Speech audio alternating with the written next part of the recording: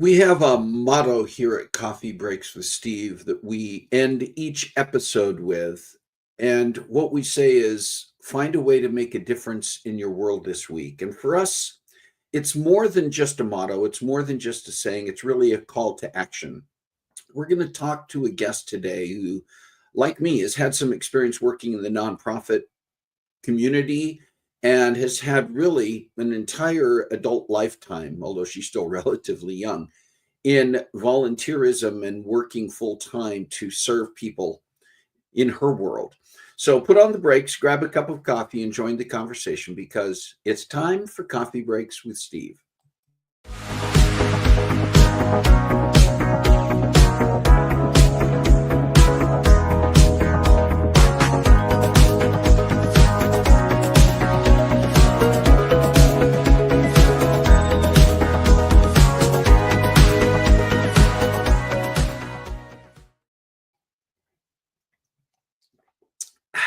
Well, welcome to Coffee Breaks with Steve.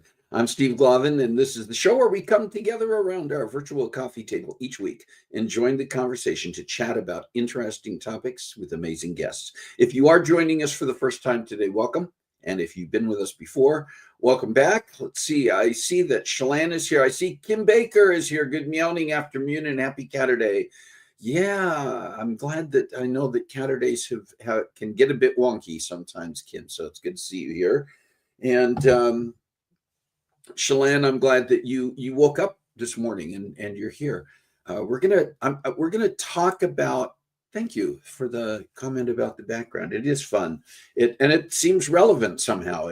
It speaks to who we are and what we do here. But we're gonna talk a little bit more about Shalane at the end of the show today. It's just a tease because we've got some things coming up. But in the meantime, hi Rick. In the meantime, just want to share some things that are going on this week so we can get to our conversation. So this is our sweet and savory, or Shalane, as you would like to refer to it. Please feel free. Hi, Carla.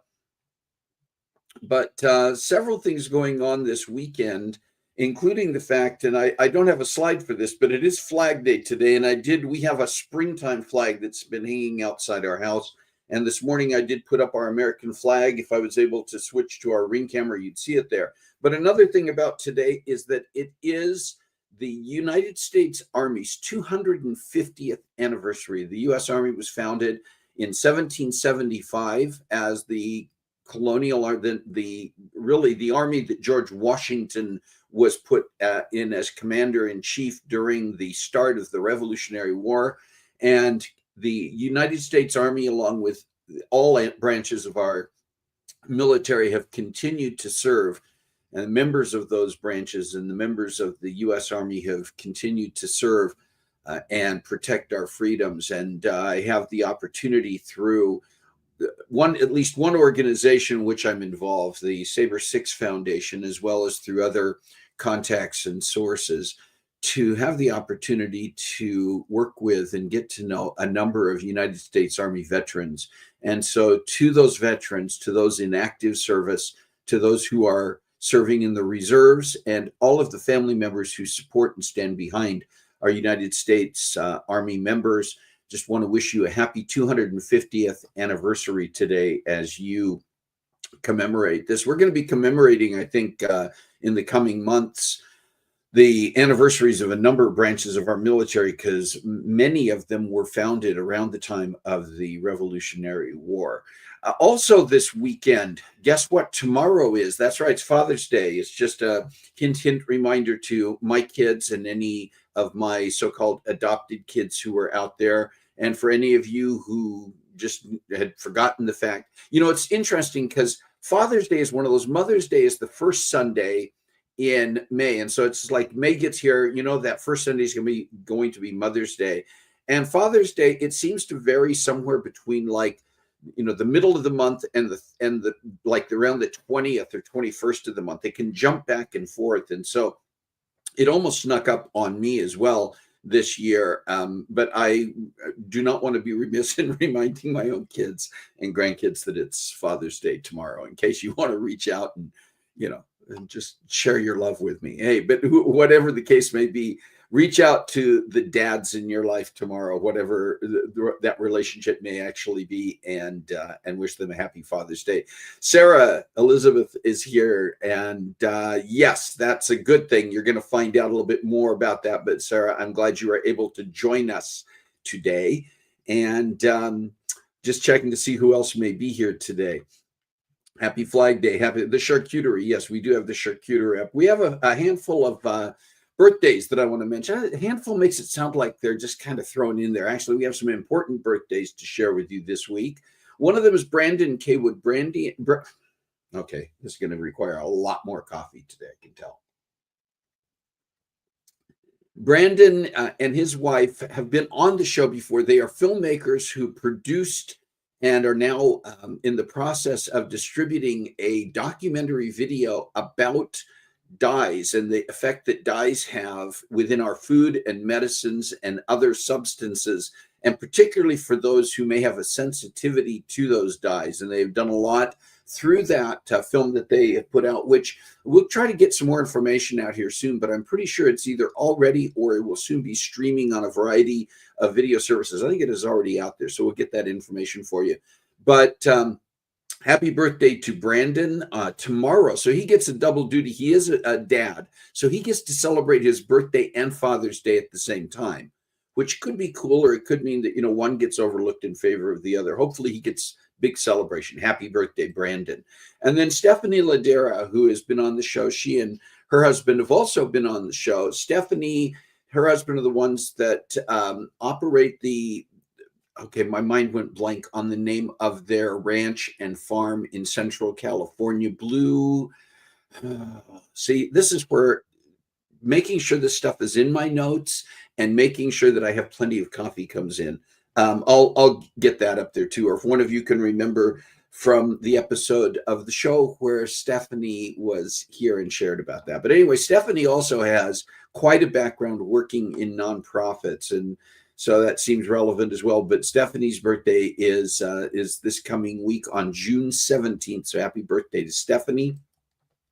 And then this one's special. This is my younger sister, Corey, who we lost now 5 years ago to cancer. And this week on the 20th would be Corey's 60th birthday. And so we don't ever forget, even those who sometimes leave us way, way too soon still remain living in our hearts. And so a very happy birthday to Corey as well. And just checking to see if any other comments out here. Oh, Kim saying that her doctor just got her off dyes mostly and fragrances because all the weird things. Thank you, Blue Ruby Farm. Thank you, Carissa. I think it was Blue Orchard, and I knew that wasn't right. Blue Ruby Farm is Stephanie Ladera's project and farm and ranch that we have featured on here before. I should never forget. I should never be forgetting either the names of our guests or the names of their projects and variety of things. It is going to be a heavy coffee drinking day. Yeah.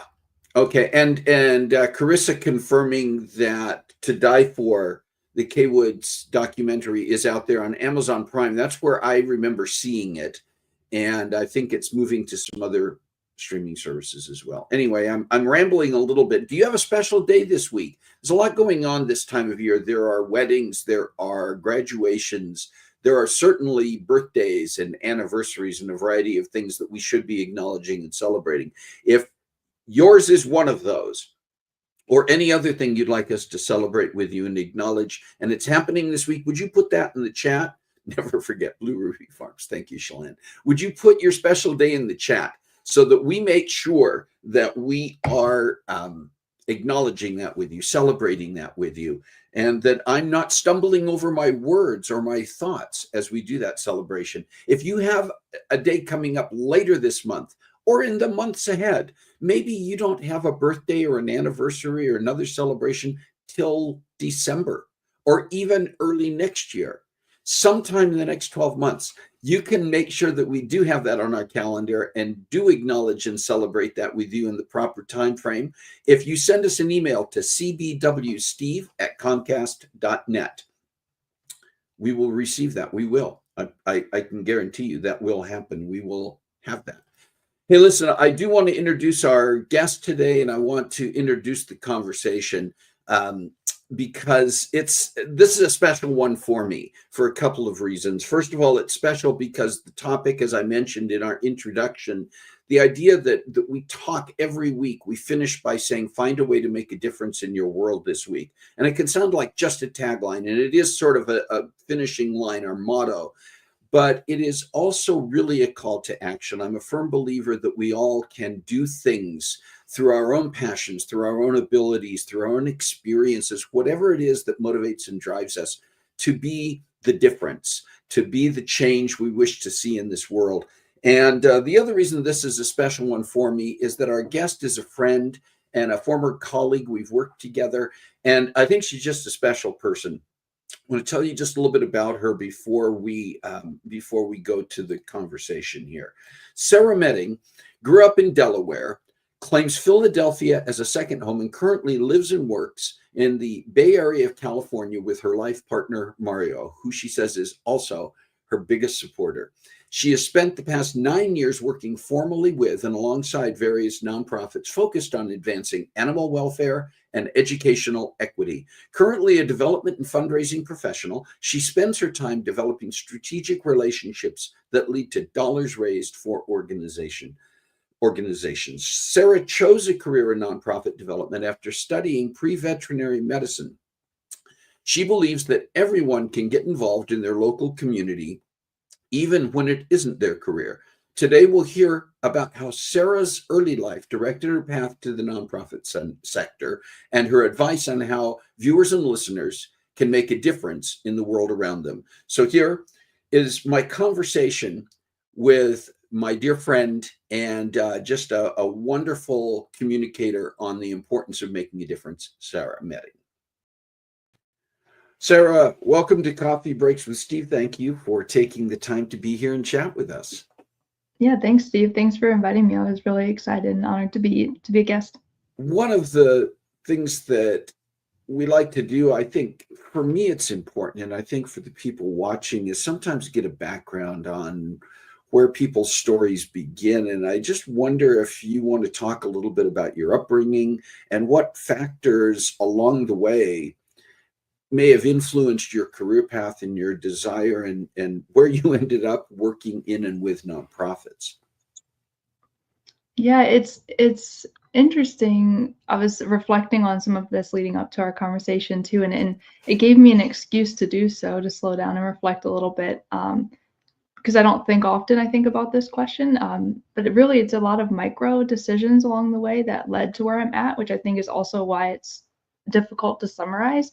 I wanted to be a veterinarian growing up. That was my plan for really my whole life, until I finished my bachelor's degree in college. But what's interesting to me when I think back on my childhood, it actually is not a surprise that I ended up in nonprofits. There was this activity that when I was reflecting, that I thought about in middle school, that our teachers had us do for like a college and career course. I don't remember exactly what the course was called, but it was this activity where you answered these personality questions, kind of like BuzzFeed, where you answered these personality questions and questions about what types of subjects you liked and what types of interactions you liked and all of this stuff. And then the end of that activity was it spit out a bunch of like top 10 list of careers that you might consider pursuing. And this was all in like 6th grade, which looking back feels a bit overwhelming to think that that's when we started thinking about what careers we wanted to do. But I went into the activity like so sure that it was going to tell me number one thing, veterinarian, like nothing else, or at least something related to animal science.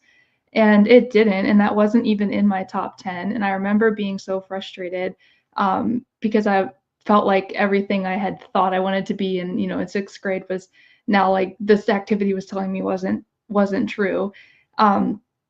So I was like, oh, this one is not for me. Like, it works for other kids. It didn't work for me. It's all good. I'm still going to be a veterinarian, which I think was the right attitude to have. You shouldn't take those things like fully too seriously as a 6th grader. But looking back, the career choices it did spit out actually are eerily close to what I ended up doing. So it was things centered in people, working with people, leadership, and entrepreneurial type jobs.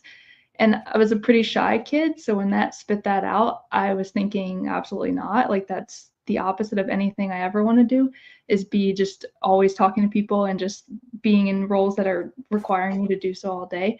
Um, but looking back, it makes a lot of sense now when I think about that activity. It's like, wow, even back then when I answered questions, truly how I felt my personality was, and it was pointing me to a career that's very similar to, I think, what I do now in nonprofit and in nonprofit development. And then also when I think about even outside of that activity, some of my upbringing in my family and my parents in particular, the lessons were always there, in observations of how they moved through life and through parenting me and my two brothers. My mom was always very kind. She was always finding ways to support other beings, whether that be people or animals. We had birds that she would be like feeding wet dog food to try and nurse them back to health if she found them outside, or donating blood, or taking us to like the recycling centers where you had to like separate all the materials into the different bins, and was always doing something in her spare time to help other people or other animals or beings. And my dad was very hardworking and grew up with not as many resources. And so he really instilled in my brothers and I an appreciation for all that we had. He made it his mission as a dad and as a parent to make sure that we had more and didn't feel the financial stresses that he had to feel as a child, and was working oftentimes multiple jobs to do so. And so I think back to the observations that I had of my parents too, and the lessons I learned of just hard work, appreciation for all that you have, making sure that you are grateful for the things that are in your life, and recognize that that's not the case for others. And then also doing things about that and trying to go through each day, trying to make the world just better, for others and for yourself and your own community too. And so I think about those lessons from when I was little. And then the other piece that I think about often is my time with Girl Scouts. Mm. That I think was my first kind of introduction to the like entrepreneurial spirit as a young person. I was, like I said, a pretty shy kid, but I was able to go and stand in front of a store and ask people to buy cookies, or go knock door to door and ask people to buy cookies. Like, and that was all supporting our troop, but it was also asking people to essentially donate for a product and providing a good product and a good service and all of that. And so I think when I look back at what I was doing as a young person, volunteering to clean up the beaches nearby, and that volunteering was always like a fun activity that we did as family, or in college, I sought it out for community. And so I think when I look at the steps I took to the point when I made a decision not to go to vet school, it does make sense and at the field that I ended up in. And at the same time, it was a result of a lot of micro decisions along the way, which any one of them gone differently would have taken my career or life in a completely different direction. And so it's all very interesting. And I appreciate actually this podcast, because it gave me a chance to sit with all of that and really think about it for probably the first time in a while. Do you recall, well, I think first of all, what was the first job that you had, or something that really kind of reflected a move toward the career in nonprofit work? And do you recall a time or a moment when you went, okay, this is the direction I'm going? Yeah, my first official nonprofit career role was actually in national service with an organization called City Year Educational, which is actually where you and I met, Steve. Not this experience, but later on. But City Year's Philadelphia chapter, and I do remember that moment. I was finishing up college, and it was a little bit by accident. I was finishing up college. I knew I didn't want to go to vet school, but I wasn't really sure what I was going to do next. City Year happened to be at one of my career fairs, which is the kind of by accident chance piece of it. Unrelated to anything education or educational equity. It was like most of the other hiring jobs. Most of the other jobs that were there presenting the opportunities to college students were like lab focused, or like research and that kind of thing. And then City Year was there. I talked to their booth, and what I really think I was seeking at the time was just to feel like I belonged where I was going to go next. I wasn't relating as much to my peers at the end of college, and didn't love the idea of taking out a bunch of loans and continuing to go to school for 4 more years. So I knew I didn't belong over in vet school for me personally, but I didn't know where. So I think I was seeking that. Where was I going to feel like I belonged? And that moment was when I went and toured the programming at City Air Philly. So I talked to the rep and I scheduled time to come out and see some of the work. I watched, what the programs were supporting students in Philadelphia, and I did feel that when I went and observed and just toured the programming. So then I signed up, and that was my first job, was tutoring and mentoring 8th grade students in Philadelphia with City Air Philadelphia. So yeah, it was a little bit by accident, and also a little bit of chance proximity for me to show up to this college career fair when I was trying to figure out what I was going to do, and for them to happen to be there too was a little bit of a chance. And then after that, my first development role, doing development and fundraising, came a little bit after that, and I now had exposure to the nonprofit sector doing tutoring and mentorship. And I was again at a point figuring out what was going to be next. I had aged out of the City Year core program, and so it was either apply to work on staff or look for a next opportunity. And I was looking for something, and actually it was my partner, my life partner, who found a role that was in development, and that was kind of my entry point. It was at an animal shelter, so it combined my background in animal welfare with my background in now nonprofit, and then that was kind of the first development role, and I just kept going from there. You mentioned animal welfare before. You talked about considering and really thinking for many years that your career path would take you into veterinary medicine. And a couple of minutes ago, we saw a four-legged family member wander behind you. So it would appear, Sarah, that animal welfare, that segment has at least partially continued to be one of your passions, one of the areas that you have enjoyed and would consider continuing. And what are some of the key areas in terms of your involvement in nonprofit work that you have been involved in that have brought fulfillment that you consider to be passions? And are there others you haven't had the opportunity to pursue that would still be on that list?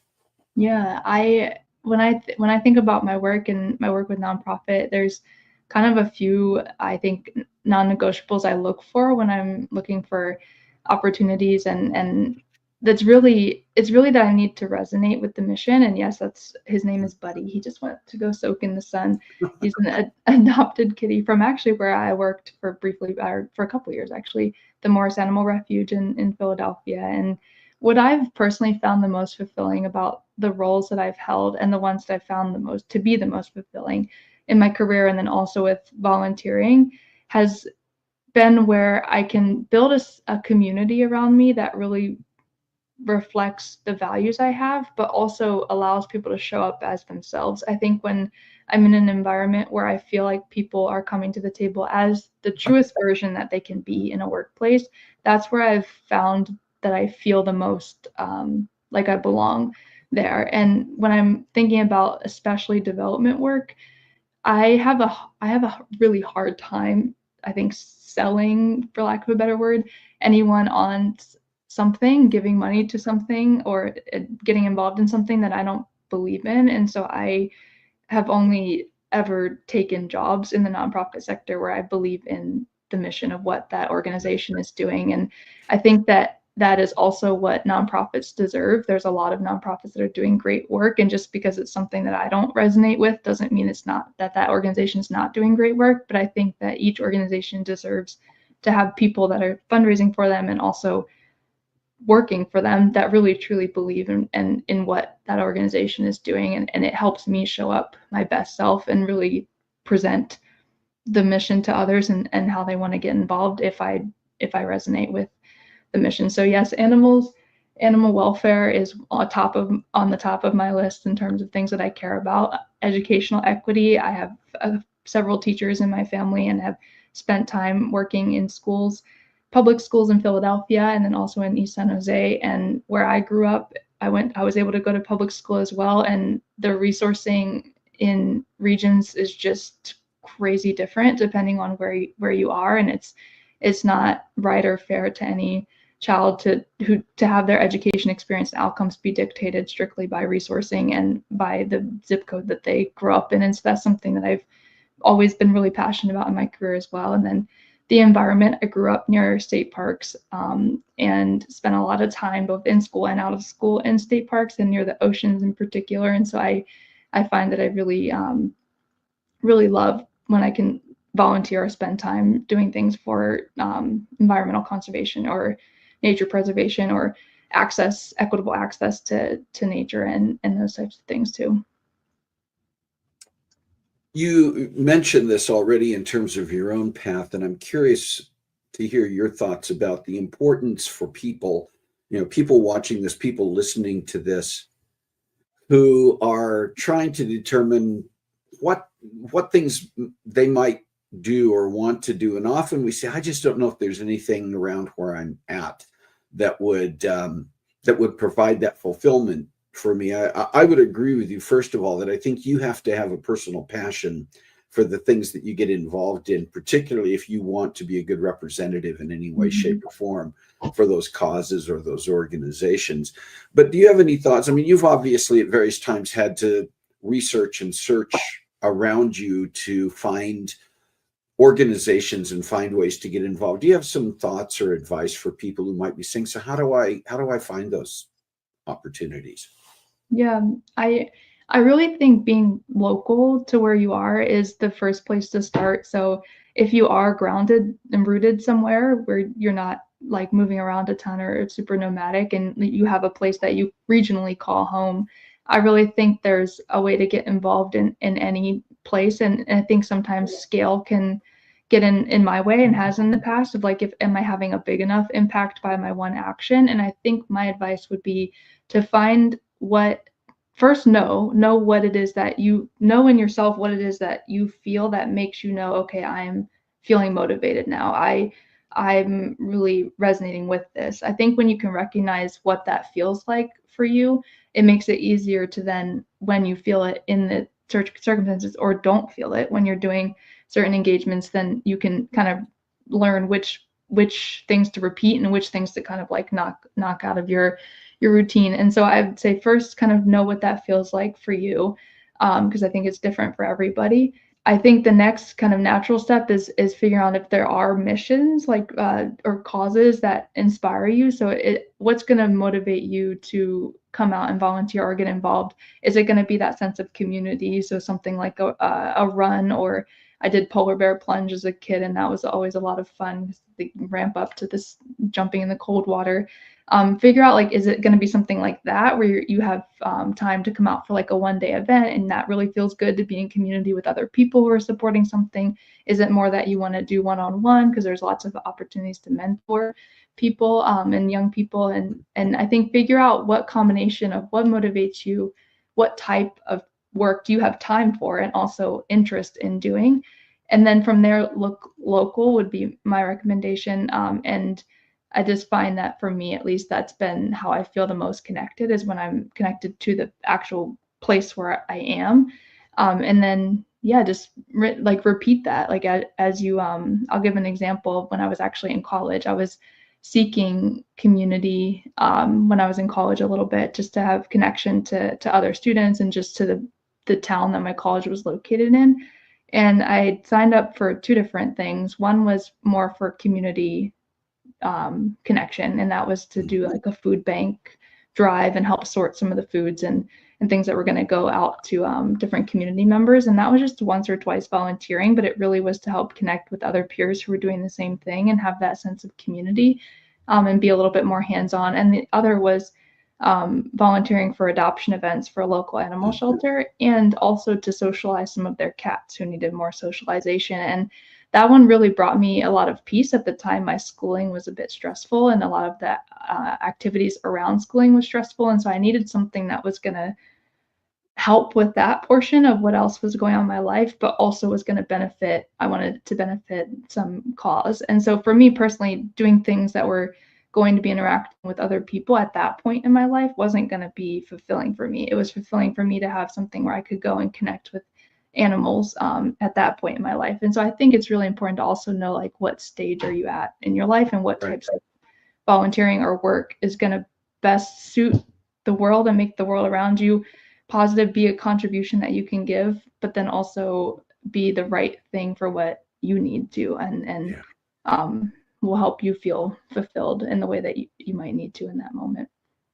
Yeah, I think too that I that really resonates with me as well, Sarah, because I think one of the things that we sometimes encounter, I mean, people like you and I have had the opportunity and made the decision to pursue some of these reaching out into the community through work, through career. And there are people out there who may go, I've got a full-time job, I've got family, and I just don't really, that's not really in the cards for me to get involved Mhm. volunteering regularly or particularly going to work in some career capacity for a nonprofit organization or for community, some kind of community benefit. And I think it is important to understand that there are a lot of one-off opportunities. Mhm. There's lots of times you can go out, you can check community boards, you can keep watching on Facebook, you can join groups through Facebook or LinkedIn or a variety of other places, Instagram and others, that may be providing opportunities. We're going to do this coming weekend, we're going to go do a beach cleanup, and it's a Mhm. one or a park cleanup. I've known families, either groups at work, a group of people who get together at work, or even families that will volunteer to take on cleaning up an area alongside a highway, and they go out once a week or once every couple of weeks and pick up garbage there. And sometimes it's a matter of even just finding out what some of your neighbors may need. And do you have an elderly neighbor, someone who may not be Yeah. able to get out as much and they could use help for having someone run to the grocery store for them? So, Mhm. and I would suspect, I'd like to hear from you a little bit on that, but what your own experience has been directly and indirectly in terms of encountering people who may say, gosh, I don't even know when I would have the time to do something. Yeah, I think it's a great point because it is time is money, and time is resource, and we all have a limited amount of time each day, and it is a really valid point. I I think what you said about just reaching out in community around you is something that resonates with me too. Finding organizations or just agencies, your local church, whoever is local that you feel like you want to support, and then reaching out to them too and asking if there's ever opportunity for you to help out. I did this with a church that I went to when I was younger, and just asked if I could help with some of the younger kid groups and volunteer and just serve snack and stuff like that. And then I also recently volunteered for an organization for one of their events. And I think too that might not always be like publicized, like volunteering Mhm. opportunities like that. But if there's an agency or an organization or a local even business, or like you said, someone, a neighbor that wants needs help with their walking their dogs or whatever it may be, you can just reach out. And I think it's one of the more powerful things to remember is what you do with your time is completely in your control. And so while there might not be hours every week that you could give 20 minutes one day to offer to call donors for a food bank or something and thank Right. them, or and you just might not know what those opportunities are until you maybe sit down and look for them a little bit, or just get out and look for like I did a run one time. Just I wanted to push myself to do something that I hadn't done before, and so I did a marathon, a half marathon, and it was really difficult. I did it by myself, but it was really rewarding because I knew that the registration all went financially to the organization that the run was supporting. But it also was like this big thing that I accomplished alongside other people and felt really good about at the end. And so I think finding that balance of like what's going to motivate you to really want to show up and feel positive about the impact that you're making, and what type of impact do you want to have, and then just finding pockets to do that. It's really within your control. Is the really cool thing I think about it is you don't have to have formal opportunities to reach out and ask someone how you can help. It can also, I think this is one of the lessons I learned from my dad and my mom really, is that it can also be at your work. Yes. I learned a lot about leadership through hearing stories of my dad. He worked in management his whole career, and the way that he showed up for his employees his bonuses were poured back into them, and making sure that they had fun opportunities throughout the week to have, a barbecue, or he would bring his grill in to cook out the back of the store on random days. And just like showing up for the people that are in your life can also be a version of that. Seeing my mom, she would pull over on the side of the street if she saw a kitten, or just little actions like that too throughout your day and week can be a contribution to your world that feels a little bit less formal and less daunting than, say, like signing up through a formal agency to volunteer for X Mhm. number of hours a week or a day or a year, whatever it may be. Yeah. We have a tagline that to me is more than just words that we use on Coffee Breaks with Steve. We end every episode with this. And I'm just curious, if I were to say this phrase to you, what does it mean to you specifically? And it's find a way to make a difference in your world this week. How do you interpret that, and what does it mean? Yeah, I interpret that. I love that tagline, first of all, and I think it speaks to exactly what we're talking about. You have control to choose what you do with your time every day and every week. And to me, it just means showing up for yourself and for other people and for the world. And some weeks that might look like something really big. It might look like signing up for something larger, or showing up for a person that's really important for you in your life. And for some weeks that might look like showing up for yourself. And I think that oftentimes Mhm. we do forget to show up, or I have in the past, to show up for yourself. And that for some weeks can be enough, showing up for yourself, so that the following week or the following day you can really then pour back out into the world and imagining what you want the world to look like, and then contributing in whatever small way that means for you that day. And I'll give um, a small example that I was I was feeling my mom's, I think, presence when I did this a couple weeks ago. I saw a small ladybug crawling across a freshly paved, like, parking lot, and it was struggling with its wings and it was really hot. And so I just picked it up, and, like, bugs aren't my favorite thing, but I picked it up and moved it to the grass and just like let it go, and it cleaned itself off, and then it just like sat there, and it looked like it was going to be fine after that. And so I give that example of, like, that's, not even to pat myself on the back, but just a small example to say you really can, in micro moments, small moments, make a difference in the lives of other people in your life, other beings in your life, yourself, like just showing up the best version of you that day. And sometimes that looks, oftentimes for me, that looks different every day, but you can do it, and you have control to do it. And so that's what it means to me, is just showing up in the world in a way that reflects the world that you want to live in and to Mhm. contribute to. It's very good. As we wrap up here, Sarah, do you have any final thoughts that you want to share? Any final encouragements for people who might be tuning in? Anything? Yeah, I think anyone tuning in, just, I know that there's a lot going on in the world nowadays, and just take care of yourselves, your community, your people. Just show up and try to be the best version of yourselves each day. I would also say, with working in development and fundraising, there is a lot changing in the landscape of development and fundraising. And so if you have an agency or an organization, or just any nonprofit or local group that you have supported in the past, or that you've been considering supporting, I would just encourage you all to show up in the best way that you can, if that's financial support or partnership or just volunteering. I think nonprofits right now need support more than ever in the world that we live in. And I'll give a special shout out to City Year. City Year in the city of Philadelphia in particular shaped a lot of who I am as a person, and a lot of who is in my life now. And I just would encourage anyone who's familiar with or resonates with the mission of City Year Philadelphia to reach out and ask how you can support. They are one of the organizations who are receiving some cuts with the recent changes in the philanthropic landscape. So just that would be what I would say. Yeah. Sarah, thank you so much for taking the time to be here to share your own perspectives and background and your story with us.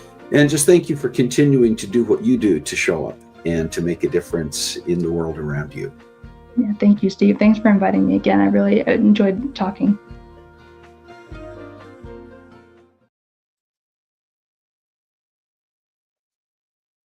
So our conversation with Sarah was, I enjoyed it. I always enjoy, going back to the days when Sarah and I did work together at City Year. It's the opportunities we'd have if we were working on a project together or meeting around something.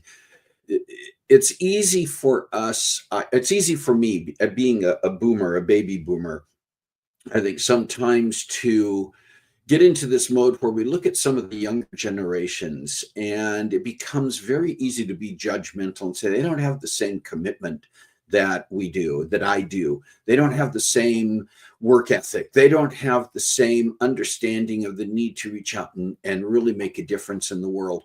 And then you meet people like Sarah, and it suddenly is a wake up call to say, I can, as a baby boomer, as a person from an older generation that's supposed to be the ones who are really engaged in making a difference, I can learn a lot from her. And I have. So thank you, Sarah. Thank you for taking the time to be here. Thank you um, for all that you do to make a difference in your world, in the world around us, and for being a positive influence and motivator for me multiple times over the years. It's really pretty cool when those things. And it's not just millennials, it's not just baby boomers, it's all of us, right? So just a huge shout out for that entire opportunity and process.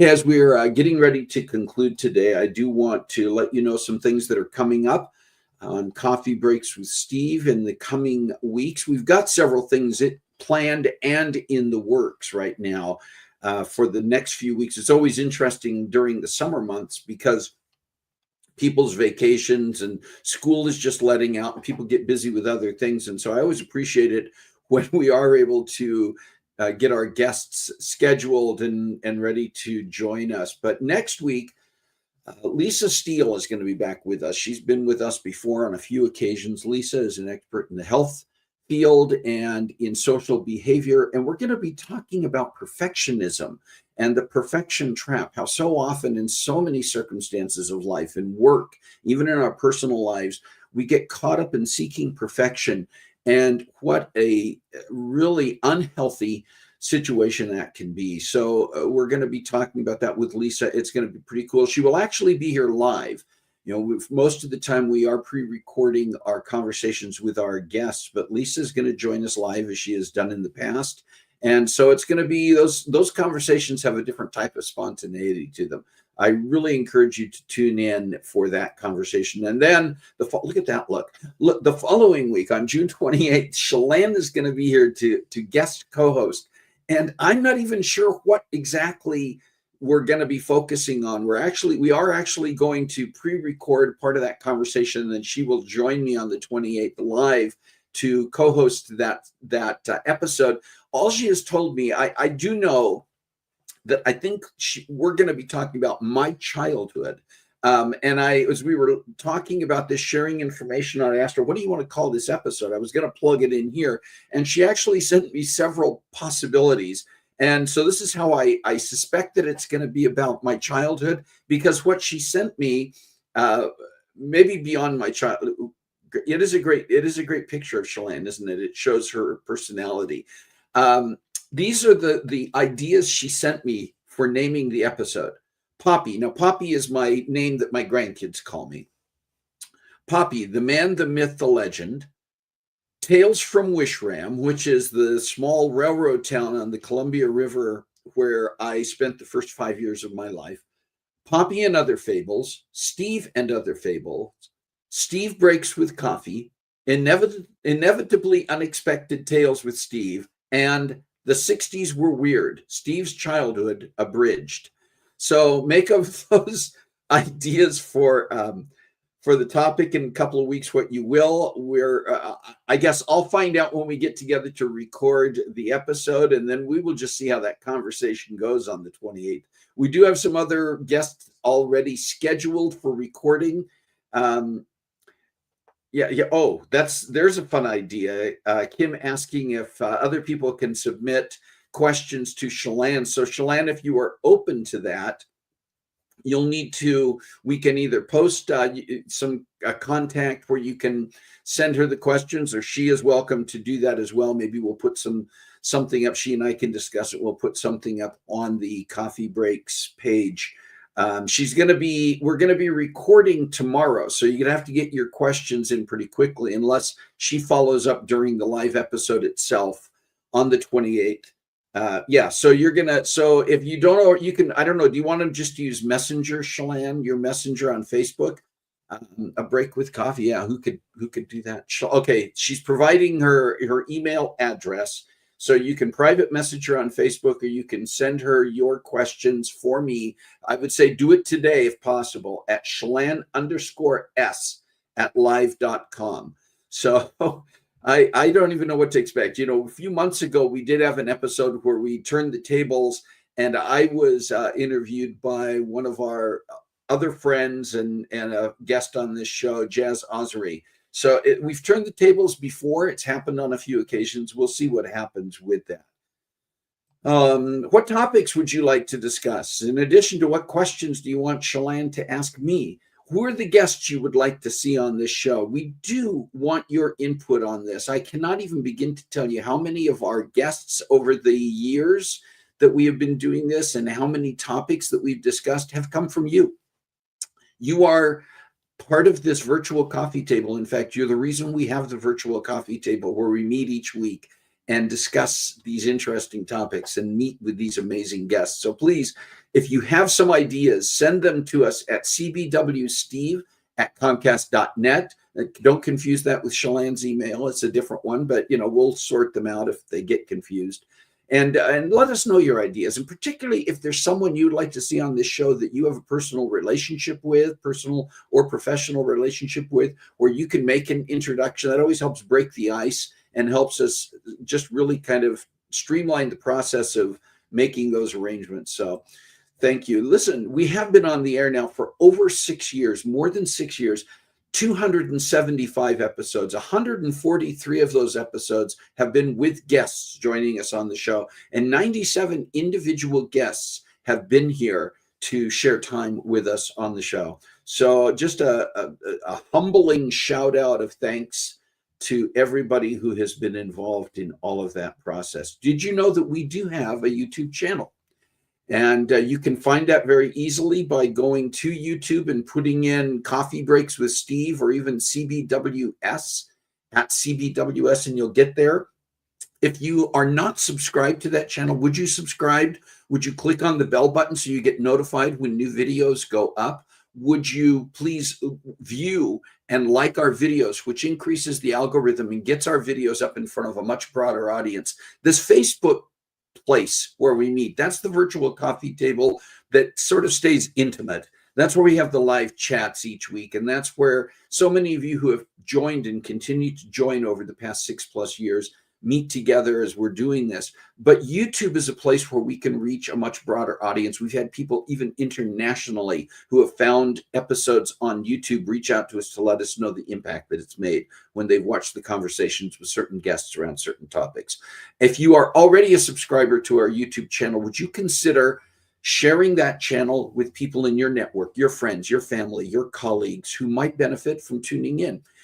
Not every topic or every guest is necessarily going to appeal to every single person, but there's something out there for everybody. And we want to share just amazing people like Sarah and talking about how we can make a difference in our world with others. So that's appreciated as well if you can do that. All right, listen, we've gone a few minutes over because I've rambled a bit, but I do want to just say thank you once again to Sarah Medding for taking the time to join us and share such amazing, motivational, and inspiring perspectives on making a difference in your world. I want to thank all of you for being here. I want to thank you for your comments and some of your questions and thoughts and ideas about how you've made a difference, how you will continue to make a difference, and how some of the rest of us can reach out and touch lives as well. So we will say this one more time today. We've mentioned it multiple times because it's been our topic, but I just encourage you, so much going on in the world. There's a lot going on this weekend. There's a lot going on just in general around our communities, around our regions, around our country, and around the world. And there are things that each one of us can do. We are the hands and feet. We are the voices. We are the people who can take action. So please find a way to make a difference in your world this week. God bless you. Have a great week. We will see you next time on Coffee Breaks with Steve.